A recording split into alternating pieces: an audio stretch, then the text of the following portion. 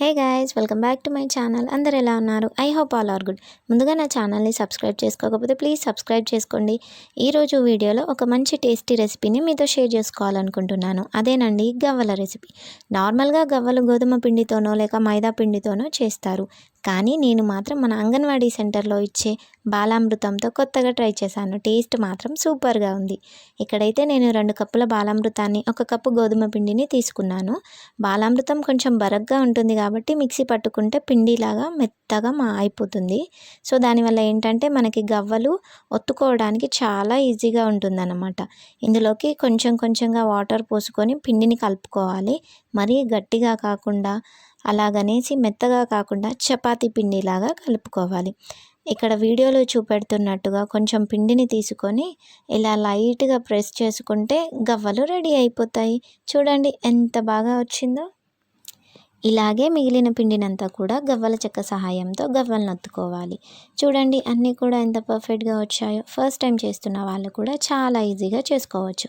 ఇప్పుడైతే ఒక మందపాటి కడాయిలో ఆయిల్ పోసుకొని బాగా హీట్ చేసుకోవాలి.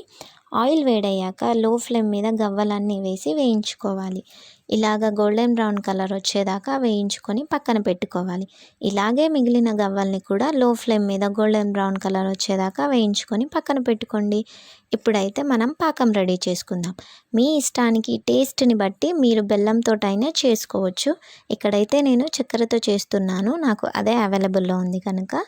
సో ఒక కడాయిలో కొంచెం ఆయిల్ పోసుకొని మన టేస్ట్కి తగ్గట్టుగా స్వీట్నెస్ని యాడ్ చేసుకోవాలి. మా ఇంట్లో స్వీట్స్ బాగానే తింటారు కాబట్టి నేను కొంచెం స్వీట్నెస్ ఎక్కువగానే యాడ్ చేసుకొని పాకం పట్టుకుంటున్నాను.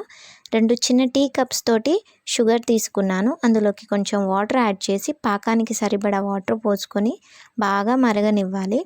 ఇలాగా తీగ పాకం వచ్చేదాకా హై టు లో ఫ్లేమ్స్ని అడ్జస్ట్ చేసుకుంటూ పాకం పట్టుకోవాలి. వన్స్ ఇలా తీగ పాకం వచ్చాక స్టవ్ ఆఫ్ చేసుకొని ముందుగా పెట్టుకున్న గవ్వలన్నీ కూడా అందులోకి వేసి బాగా కలుపుకోవాలి. అంతే, రెడీ. ఎంతో టేస్టీగా ఉండే గవ్వలు తయారైపోయాయి.